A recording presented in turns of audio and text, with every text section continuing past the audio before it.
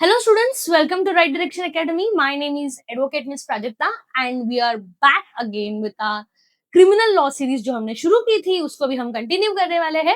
तो लास्ट के 2 लेक्चर में क्या हुआ इसका मैं छोटा सा आपको ब्रीफ दे देती हूँ और आप हमारे चैनल को सब्सक्राइब कर दिए होंगे, अगर नहीं किया है तो कर दो ताकि आपको ये सीरीज के जो पहले के 2 लेक्चर्स है वो मिल जाए। ठीक है, तो पहले लेक्चर में हमने देखा कि ब्रिटिशर्स इंडिया में कैसे आए, क्यों आए, क्रिमिनल लॉ को लेके उनका क्या एस्पेक्ट रहा है, उनकी विजन क्या थी इस चीज को लेके। और उसके बाद हमने थोड़ा सा जो सेकंड स्लाइड जो हुआ, जो सेकंड लेक्चर हुआ, उसमें हमने क्राइम के थियोरीज क्या होते हैं, पनिशमेंट की थियोरीज क्या होती है, क्राइम को कैसे डिफाइन किया जा सकता है, उसकी इक्वेशन क्या होती है, ये सारी चीजें हमने डिस्कस की थी। आज के लेक्चर में हम देखेंगे कुछ इंपॉर्टेंट डेफिनेशंस, ठीक है, जो कि क्रिमिनल लॉ के अंदर देखने को मिलते हैं। इसमें हमें कुछ कुछ असाइनमेंट्स भी देंगे आपको, तो आपसे ये रिक्वेस्ट है कि आप प्लीज उसको पढ़ के रिसर्च करके हमारे चैट बॉक्स में जरूर डालिएगा। हमारी टीम जो है वो आप तक रीच हो जाएगी। ठीक है, अब देखिएगा हम ये असाइनमेंट्स वगैरह क्यों देते हैं, या हम ये जब बच्चों को बोलते हैं कि इस चीज के ऊपर रिसर्च करके आओ, तो हम क्यों बोलते हैं कि रिसर्च करके आओ। ओके, क्योंकि कैसे होता है, ये जो एग्जाम है ना, ये बोर्ड के एग्जाम नहीं है आपकी। ठीक है, जहाँ पे हमने आपको आईएम पेज दी है, आपने वो पढ़ लिए, उसी में से क्वेश्चन आ गए और आपको 95, 99, 92% मिल गए। ये जो है वो एक कॉम्पिटिटिव एग्जामिनेशन है। इस कॉम्पिटिटिव एग्जामिनेशन में आपको ये चीज बहुत अच्छी तरीके से याद रखनी है कि यहाँ पे आप खुद सुओ मोटो, मतलब सेल्फ मोटिवेटेड होनी चाहिए इन सब एग्जामिनेशंस को प्रिपेयर करने के लिए।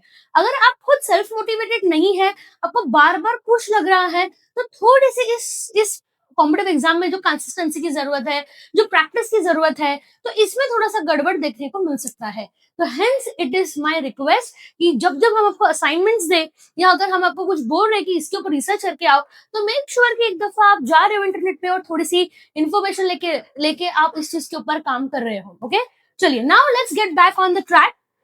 सो जैसे कि हम इंडियन पिनल कोड डिस्कस कर रहे थे, okay, so now as we could see Indian penal code आया 1860 में and it came into the force in 1862। Okay, जैसे मैंने पहले भी कहा है कि इंडियन पिनल कोड का वजह क्या थी, इंडियन पिनल कोड की रीजन क्या थी। इंडियन पिनल कोड का द वेरी अर्लियर जब ब्रिटिशर्स इंडिया में उसको लेके आए, तब उनका विजन इतना ही था कि बाबा ये जो भी फ्रीडम फाइटर्स है, तो इनके आवाज को हम कैसे सप्रेस कर सकते हैं, लोगों को रिबेल होने से हम कैसे कम कर सकते हैं, और कितना ज्यादा देर हम यहाँ इंडिया में रूल कर सकते हैं। बस उनका ये ही मोटिव था। मोटिव जो है वो इनजस्टिस दिलाने, इनजस्टिस वालों को जस्टिस दिलाने का नहीं था। मोटिव सिर्फ और सिर्फ इंडियंस को पनिश करने का था। अब ये 1860 का जो लॉ है वो काफी पुराना था, काफी आउटडेटेड हो चुका था, राइट। आज के टाइम पे जहां पे टेररिज्म, मॉब लिंचिंग, या फिर अगर आप हिट एंड रन केस अगर आप देखोगे, तो ये साइबर सिक्योरिटी, साइबर अटैक्स, तो ये सब चीजें काफी बढ़ चुकी है जिसका जिक्र आईपीसी में नहीं किया गया था। सो हेंस इसलिए last year 1 July 2024 we saw a new amendment, a new law with respect to criminal law. Okay, तो क्रिमिनल लॉ के जो 3 इंपॉर्टेंट पिलर्स हैं, जिसमें हम एक बोलते हैं इंडियन पिनल कोड, दूसरा बोलते हैं CrPC that is criminal procedure code, and तीसरा है एविडेंस एक्ट। इन तीनों के ऊपर भी चेंजेस आ गए हैं, इन तीनों को कुछ नए नाम से बुलाया गया है, और इन सारे जो भी लॉ जिसमें मेंशन थे उसको थोड़े से चेंज कर दिए हैं, मॉडिफाई कर दिए हैं, कुछ चीजों को डिलीट कर दिए हैं, कुछ चीजों को एड ऑन कर दिया है। सो इस नए लॉ का जो बेसिक मोटिव था, या जो बेसिक विजन था, वो यही था कि भैया जिसके ऊपर इनजस्टिस हो रहा है उसके ऊपर जस्टिस आनी चाहिए। This was the very basic core, this was the very basic motive of these 3 new bills which we could see. So Indian Penal Code got replaced by Bharatiya Nyaya Sanhita. Then we have Code of Criminal Procedure Code, which got Code of Criminal Procedure, that is your CRPC, which got replaced by Bharatiya Nagrik Suraksha Sanhita. And then we had Evidence Act, which got now replaced by भारतीय साक्ष्य bill. Okay, यहाँ पे हमने mention किया है कि पहले वाले आईपीसी में कितने सेक्शंस थे, अब कितने ऐड हुए हैं, कितने नए हैं, कितने इन टोटल हैं। जस्ट फॉर योर सेक थोड़ा सा ये फैक्ट्स को पढ़ के जाइएगा एग्जामिनेशन के लिए। और यहाँ पे आप देख सकते हैं कि श्री ऑनरेबल श्री अमित शाह जी यहाँ पे क्या बोल रहे हैं। तो उनका यही कहना है कि भैया फ्रॉम 1860 जहां पे आईपीसी बना था to 2023 the country's criminal justice system functioned as per the laws made by Britishers. Okay, I can assure the house that this bills will transform our criminal justice system. The aim will not to just punish, but it will also provide the justice, and this very thing was very needed in our criminal law system, and hence we could see few new amendments, few new modification, the old thing got deleted, and now we can have a fresh new model. Okay, इसको हम detail में देखेंगे आपके semester examination के लिए, लेकिन ये जो सीरीज है क्रिमिनल लॉ की, तो इसमें हम हर एक चीज आईपीसी वर्सेस बीएनएस करेंगे ताकि आपको थोड़ा सा इजी जाए, ठीक है। अब देखिए, अगर हम एंट्रेंस एग्जाम की बात करें दोस्तों, तो इंडियन पिनल कोड जो है, तो उतना ही हमें पढ़ना है, मतलब उसी को लेके हमें अभी पढ़ना है, दैट इज नाउ योर भारतीय न्याय संहिता, सीआरपीसी एंड एविडेंस एक्ट अभी आपको एंट्रेंस एग्जामिनेशन में नहीं है, तो वो जब आपके सेमेस्टर में होंगे हम तब पढ़ेंगे, ठीक है। But for now you just need to focus on IPC which is now turn into BNS, ठीक है। तो ये हम चीज करेंगे, इसमें भी पूरा जितना भी मेंशन्ड है 356 सेक्शंस, ये सब पूरा डिटेल में नहीं आएगा। इसकी जो इंपॉर्टेंट चीजें हैं, offences against human, offences against property and offences against personality which is your character assassination, defamation, तो ये कुछ चीजें हैं जो हम पढ़ने वाले हैं with respect to criminal law, तो इतना आपको याद रखना है, ठीक है। ऑल्सो वन मोर थिंग मैं याद दिलाऊं, जो हमने पहले लेक्चर में डिस्कस किया है कि लीगल एप्टीट्यूड के एंट्रेंस पेपर में आपको कोई भी सेक्शंस, प्रोविजंस, डेफिनेशंस, पनिशमेंट्स नहीं पढ़ना है, ठीक है। ये एग्जाम में नहीं आने वाला है, तो जस्ट रिलैक्स, ठीक है। चलिए, यस, तो कुछ न्यू ऑफेंसेस है जो ऐड हुए बीएनएस में, अगर हम देखने के लिए जाए तो, जैसे कि प्रॉमिस टू मैरी, भैया प्रॉमिस, वादा कर दिया है शादी का, लेकिन अगर शादी नहीं की और उस बीच में कोई सेक्सुअल रिलेशनशिप डेवलप हो जाता है क्योंकि उस बॉय ने एक मैरिज के लिए प्रॉमिस दिया था, तो ये एक नया ऑफेंस जो है क्रिमिनलाइज कर दिया गया हुआ है, इसको ऐड कर दिया है। तो ये चीज जो है वो एक नई चीज जो कि ऐड की गई है।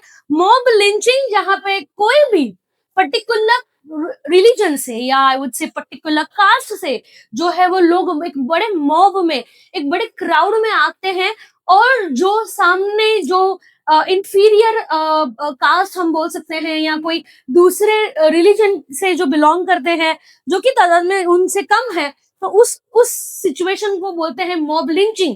तो मॉब लिंचिंग ये जो प्रकार है, ये हम सब यहाँ पे जितने भी मैं क्राइम्स बोल रही हूँ, ये हम बाद में स्लाइड में करने वाले हैं, but just to give you an idea, mob lynching जो है वो इस प्रकार से आपको रहेगा, ठीक है। मतलब दैट इज कॉल्ड एज, ये जो रिलीजन्स के बीच में या कास्ट को लेके जो एक हेट्रेड होती है, जो कम्युनल राइट सॉर्ट ऑफ होता है, उसको अपन बोलते हैं मॉब लिंचिंग, ठीक है।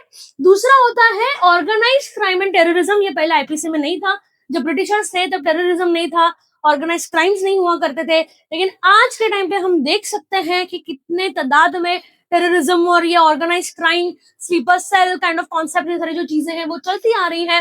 हेंस इसके ऊपर कहीं ना कहीं तो रूल्स रेगुलेशंस लगाने के लिए नाउ क्रिमिनल लॉ खुद बीएनएस जो है इस चीज को लेके यहाँ पे बात करता है, ठीक है। अटेम्प्ट टू सुसाइड, जो पहले एक आई वुड से कि अटेम्प्ट टू सुसाइड जो है वो पहले ऑफेंस हुआ करता था, लेकिन अब वो ऑफेंस नहीं है, ठीक है। क्योंकि अगर कोई इंसान है वो एक सुसाइड या अटेम्प्ट टू सुसाइड कर रहा है, मतलब मेंटली वो काफी लो है, जहां पे उसको लगता है कि अपनी जान में खुद ले लूं, वहां पे उसे जो जरूरत है वो किसी कायदा कानून की नहीं, वहां पे उसको एक मेंटल हेल्थ प्रोफेशनल की जरूरत है। तो hence now attempt to suicide is no more, I would say it is no more an offense, it is decriminalized, okay.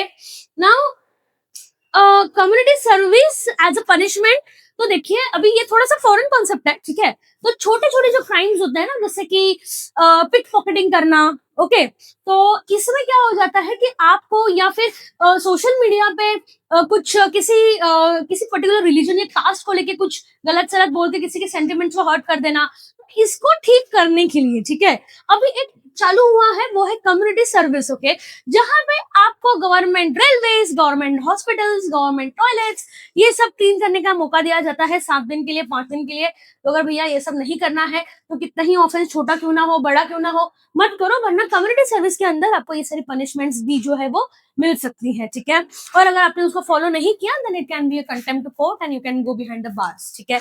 चलिए, अब कुछ चीजें जो है वो डिलीट कर दी गई थी, जैसे कि क्या, तो पहला है अननेचुरल सेक्सुअल ऑफेंसेस, ठीक है। तो भैया अगर दो सेम सेक्स के या दो सेम जेंडर के लोग अगर साथ आना चाहते हैं तो वो आ सकते हैं, लेकिन उनके लिए कोई लॉ, कोई प्रोविजन क्रिएटेड नहीं है।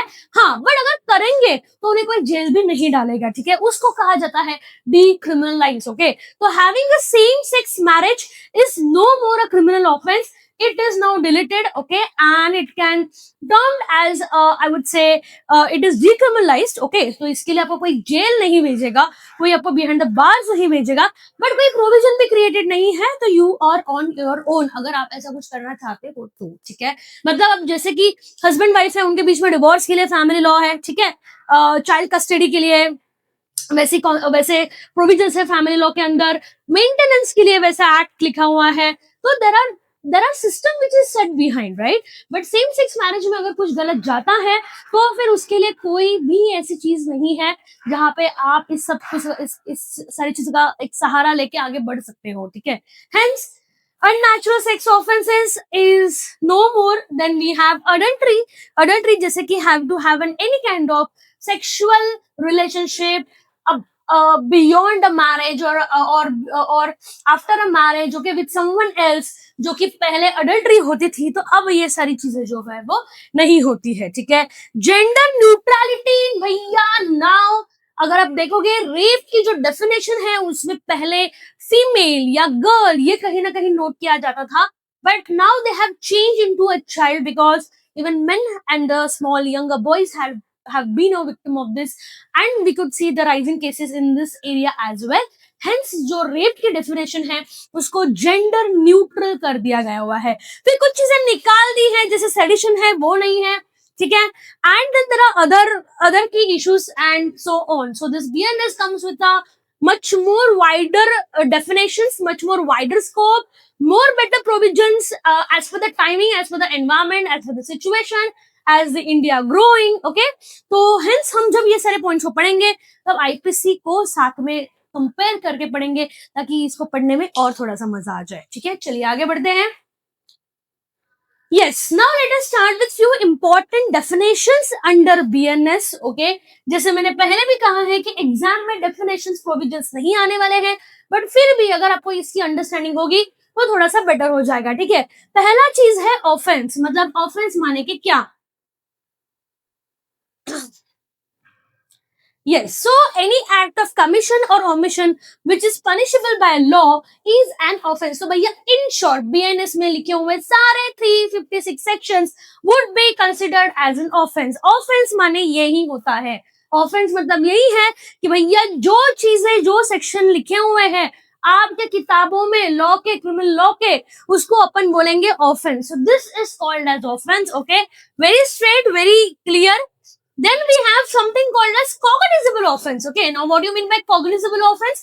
So cognizable offense are those offense where a police officer can arrest you without a warrant। भैया यहाँ पे वारंट की जरूरत नहीं है, क्यों? क्योंकि क्राइम इतना सीरियस किया है कि अगर वारंट के लिए वेट करेंगे तो शायद जो जो जो गुनहगार है वो भाग के निकल सकता है, इंडिया के बाहर जा सकता है, या वो सिटी से बाहर जा सकता है, वो स्टेट से बाहर जा सकता है, it can be a problem. तो हेंस हम कुछ सीरियस ऑफेंसेस के लिए जैसे कि death, attempt to murder, dowry death, attempt to domestic violence, rape, okay, तो ये जो कुछ सीरियस क्राइम्स है भाई, तो इसके अगेंस्ट जो है आपको कोई भी वारंट के लिए रुकने की जरूरत नहीं है। आपने यहाँ पे कंप्लेंट फाइल की and the police team will go and arrest, okay. This is called as cognizable offense। Now cognizable offense being so serious in nature, it is usually it is non bailable, okay. यहाँ पे तुमको bell नहीं मिलेगी, तुम apply कर सकते हो लेकिन तुम्हें बेल मिलेगी ही क्या ऐसा हम नहीं बता सकते श्योर शॉट, ओके। अगर ये प्रूव हो गया कि नहीं भाई तुमने ही ये किया है तो फिर तुम्हें बेल नहीं मिलेगा, okay. So hence cognizable offences are non bailable in nature, तो इसको आप याद रख सकते हो। and ulta uska non cognizable offenses are bailable in nature. Now what do you mean by non cognizable offenses? Okay, so non cognizable offenses are those offenses जहां पे warrant लगता है. तो देखो भाई, अभी तुम बोलोगे कि ऐसा क्यों यार, मतलब क्यों किसी किसी में वारंट चाहिए, क्यों किसी में वारंट नहीं चाहिए. सबसे पहले तो देखो क्या हो जाता है ना, अगर हम हर एक क्राइम को ये फिल्टर नहीं लगाएंगे, ठीक है, और ऐसे ही मतलब छोटा सा भी कुछ हो गया, भाई 2 गाड़ियां के डैश हो गई, एक छोटा सा कहीं किसी स्कूटी का गाड़ी का स्क्रैच आ गया, अब ये व्यक्ति जो है वो कोर्ट गए हैं. तो देखो भाई, ऑलरेडी जजेस के पास बहुत सारे इससे भी इंपॉर्टेंट केसेस हैं. तो अगर अपन कोई फिल्टर नहीं लगाएंगे ना, तो केसेस बढ़ जाएंगे. उतना सिस्टम जो है, अभी उतना सिस्टम में लोग नहीं है जो इन सबको सही वक्त पे डिलीवर करे. Okay, justice, point number 1. Point number 2, देखिए, अब ये केस सीरियस है नहीं है, ये डिसीजन जो है वो कहीं ना कहीं जज या सिस्टम जो है वो लेता है. इसलिए ये अरेस्ट की जो एक स्टेप है वो हमें कंप्लीट करनी पड़ती है. तो मान लीजिएगा कि भाई किसी ने तुम्हारा चेक जो है वो इंटेंशनली बाउंस किया है. I understand it's a serious offence. Okay, मतलब कोई तो इंटेंशनली ये नहीं कोई तो इंटेंशनली ये करने की कोशिश कर रहा है, बट अगर इसके लिए अगर हम उन्हें बार बार उठा के जेल में डालते रहेंगे तो उतना ही काम बढ़ेगा. तो क्यों ना ये काम हम पुलिस को ही दे. ओके, तो मैं गई, मैंने पुलिस स्टेशन में जाके कंप्लेंट किया, पुलिस वाला गया कोर्ट में, वहां से वारंट लेके आया, और अब जज जो है वो डिसाइड कर रहा है कि भैया इसको वारंट दूं कि नहीं दूं. ठीक है, तो अब जो जज है वो डिसाइड करेगा कि इसको वारंट देना है या वारंट नहीं देना है, और वो देने के बाद फिर वो व्यक्ति जो है वो उसके ऊपर काम करना चालू करेगा. ठीक है, सो कहने की ये मुझे what thing I want to convey over here is कि वारंट जो है वो जज डिसाइड करेगा देना है कि नहीं देना है, looking into the matter how much serious it is. Okay, if it is genuinely a serious matter, the warrant will be given. If not, भैया, तो no arrest, nothing will happen. Okay, so कहना ये है, yes, तो कहना ये है कि when it comes to non cognizable offenses, तो यहाँ पे आपको जो है वो वारंट के लिए जज के पास जाना पड़ेगा, उससे वो वारंट जो है वो लेके आना पड़ेगा, क्योंकि इट इज द जज who is going to decide कि आपका मैटर कितना सीरियस है. क्योंकि अगर हर छोटी छोटी ट्रफल मैटर्स के ऊपर अगर हम केसेस निकालने लग जाए तो it can be a big work to the judiciary, and currently we might not be in a position to take so many cases, and the cases which can be settled easily outside the court does not need to get into the court. तो ऐसे matters में अरे warrant देके चीजों को बढ़ाने में कोई ज्यादा मतलब नहीं है. It is waste of time for the court, for the people and for everyone. So hence when it comes to the criminal cases, we need to be very sure कि भैया यहाँ पे जो है वो अरेस्ट वारंट देना पड़ेगा या नहीं देना पड़ेगा. ठीक है, तो ये जो काम है, भाई ये चीज जो है कि कौन सा ऑफेंस के लिए वारंट लगेगा, कौन सा ऑफेंस के लिए वारंट नहीं लगेगा, तो बीएनएस में तो हम बस डिफाइन कर रहे हैं, बट जो क्रिमिनल प्रोसीजर कोड है उसमें ये चीजों को डिटेल में मेंशन किया है कि कौन से ऑफेंसेस में जो है वो हमें आई वुड से कि वारंट लगेंगे और कौन से ऑफेंस में वारंट नहीं लगेंगे. ठीक है, सो जो नॉन कॉग्निजेबल ऑफेंस है, जैसे कि मैं कुछ एग्जांपल दे देती हूँ जिसमें असॉल्ट, चीटिंग, फॉर्जरी. ओके, जैसे कि हम फॉर्जरी शायद कर चुके हैं पहले भी. हाँ, स्कूल के टाइम पे जब रिपोर्ट कार्ड आता था और उसमें मार्क्स ऐसे होते थे जो दिखाने लायक नहीं होते थे, क्योंकि आपको पता है कि अगर ये मार्क्स दिखाया तो भैया घर पे मतलब हमें बहुत मार पीट सकती है, तो क्यों ना मैं पापा की सिग्नेचर ही कर दूं. तो ये जो तुमने रिपोर्ट कार्ड में किया है, it is a criminal offence, इसको बोलते हैं फॉर्जरी. ठीक है, तो फॉर्जरी क्या होती है? जब आप किसी की साइन करते हो किसी इंपॉर्टेंट पेपर पे, चीटिंग करते हो जहां पे आप इंटेंशनली लोगों के चेक्स बाउंड करते हो, असॉल्ट करते हो, किसी को धक्का मारने की या मारने की धमकी देते हो, तो ये सब ऑफेंसेस जो है वो थोड़े से ट्राइफल ऑप्शंस है, वो थोड़े से ट्रफल क्राइम्स है, और इसको हम जरूरी नहीं है कि कोर्ट तक ही लेके जाए. ओके, तो इसका सीरियसनेस जो है वो कोर्ट डिसाइड करता है. ऐसा नहीं कि आप कंप्लेंट नहीं कर सकते, लेकिन लेना है मैटर या नहीं लेना है मैटर, ये जज डिसाइड करेगा बाय गिविंग और by not giving the arrest warrant. Okay, this is non cognizable. And जो नॉन कॉग्निजेबल ऑफेंसेस होते हैं, they are usually bailable in nature. ठीक है, तो cognizable offences are non bailable, non cognizable offences are bailable. तो याद रखना कि स्टेटमेंट में एक बार तो नॉन कहीं ना कहीं आना चाहिए. ठीक है, तो अगर नॉन कॉग्निजेबल ऑफेंस में नॉन है तो बेलेबल ऑफेंस आएगा, एंड अगर कॉग्निजेबल ऑफेंसेस है तो वहां पे एक नॉन आगे आ जाएगा. ओके, इस तरीके से कुछ आप उसको याद रख सकते हो. चलिए अब आगे बढ़ते हैं. Now let us understand bail. What you mean by bail? Okay, so bail is nothing but a temporary release of an accused person. Okay, I repeat, हम बात कर रहे हैं temporary release of a accused person. मतलब जिसके ऊपर गुनाह लगा हुआ है, अभी तक प्रूव नहीं हुआ है, he has not proven been guilty, बस जिसके ऊपर accuse किया हुआ है कि बाबा ये crime जो है इसने किया होगा, वो हम बोलेंगे कि वो bail में आता है. So temporary release of an accused person. ठीक है, so this is point number 1.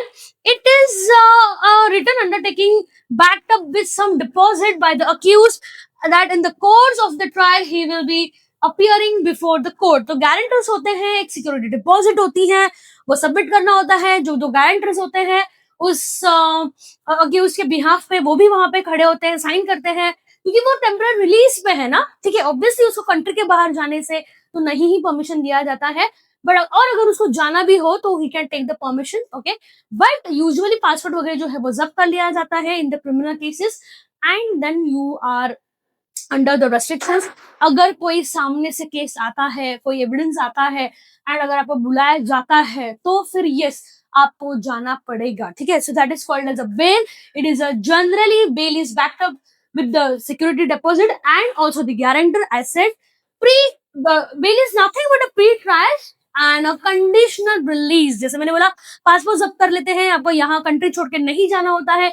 More 2 or 3 restrictions that makes your release conditional. Okay, तो आप मन में आए तब उठ के नहीं जा सकते कहीं भी. ओके, जैसे कि अभी आपको फ्रीडम है कि मान लो अभी अगर आपको ऑप्शन दिया जाता है कि भाई थाईलैंड घूमने जाए, बाली घूमने जाए, हांगकांग घूमने जाए, यूरोप करे, ऑस्ट्रेलिया करे, क्या करना है. ठीक है, बट जब आपके ऊपर कोई ऐसा केस लगा है और अगर आप बेल पे बाहर हो, आप ये सब चीजें नहीं कर सकते. ठीक है, so this is called as bail. Okay, अब मैं आपको 2-3 असाइनमेंट देती हूँ, please make a note.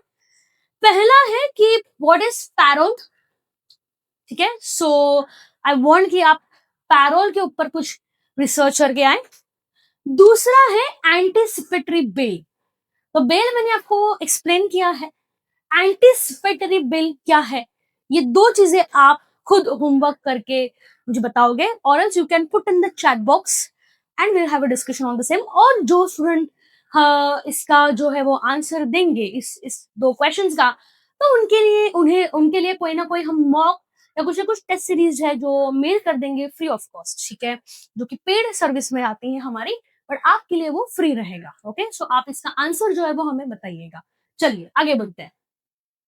Okay, so Salman Khan walks out of Jodhpur jail after 14 hours Bishnoi community to challenge the bail. जैसे कि हमने पहले लेक्चर में ये स्टडी को डिस्कस किया था, तो सलमान खान के ऊपर वैसे तो थोड़े केसेस और भी लगे हुए हैं, बट अभी हम बात करेंगे वो है इस केस का. ठीक है, जहाँ पे आप देख सकते हो कि बाबा बिश्नोई कम्युनिटी जो है, ठीक है, तो उन्होंने इस बेल को चैलेंज किया है. सबसे पहले तो भैया ये जोधपुर में बिश्नोई कम्युनिटी ये सब क्या हो रहा है. ठीक है, तो जैसे कि हमने लास्ट टाइम में डिस्कस किया था कि सलमान खान के ऊपर 2 ब्लैक बग्स को किल करने का जो है वो अक्यूजेशन है. ओके, अब बात ऐसी थी कि ये जो 2 ब्लैक बग है जो कि बिश्नोई कम्युनिटी के बहुत ही रिलीजियस सेंटिमेंट्स को लेके हैं, and killing them is like hurting your mom, and it is so religious, it is so emotional to them, so hence these people are little upset. Okay, on that point number 1. Point number 2 अगर हम बात करें तो black box की जो है वो 2 postmortem की गई हुई है. ठीक है, जिसमें पहले इसमें बताया है कि नेचुरल कॉज है किलिंग का, दूसरे से बताया है कि बुलेट से किलिंग हुई है. लेकिन जिन बुलेट से किलिंग हुई है वो सलमान खान के जो रजिस्टर्ड ये है पिस्तौल्स है या गन्स है, तो उसको लेके वो चीजें नहीं मैच कर रही हैं. तो पहला तो डाउट ये है कि बाबा why there was a need of 2 postmortems and how 2 postmortem can have such a big error. Okay, मतलब पहला बोल रहा है नेचुरल कॉज है, दूसरा बोल रहा है कि बुलेट से किलिंग हुई है, मतलब how foolish this could be. Okay, and दूसरी चीज जो यहाँ पे हम बात कर रहे हैं वो ऐसा है कि अगर मतलब if the bullets are not from Salman Khan's case, Salman Khan's gun, then why he needs to be arrested just because जब इनकी किलिंग हुई तब वो भी उस जंगल में थे इसलिए उन्हें उठा के अंदर डालना चाहिए. Is that the case? Okay, और व्हाट नॉट. सो कहना ये है कि अभी तक वो इसमें गिल्टी है कि नहीं है ये प्रूव नहीं हुआ है, and so he was on bail. So ये 2 स्ट्रॉन्ग क्वेश्चन जो है इनके एडवोकेट ने रेज किया था, एंड ये चीज कहीं ना कहीं बिश्नोई कम्युनिटी को अच्छी नहीं लग रही है कि क्यों उनका बार बार बेल हो जा रहा है, और ये फिर उस बेल के ऊपर चैलेंजेस करते हैं, ठीक है। This is point number 1. Then Rhea Chakraborty gets bail but high court says 4 conditions. तो बेल जो कि एक कंडीशनल रिलीज है, इस टैगलाइन से ही पता चल जाता है आपको. यस. नाउ बेलेबल ऑफेंस, जैसे मैंने पहले भी बोला था, उन जिस ऑफेंस में आपको बेल मिलने का हक है, अधिकार है पूरा, उसको अपन बेलेबल ऑफेंस बोलते हैं, ठीक है. So bailable offences are non cognizable in nature, whereas you can see non-bailable offenses are cognizable in nature, right?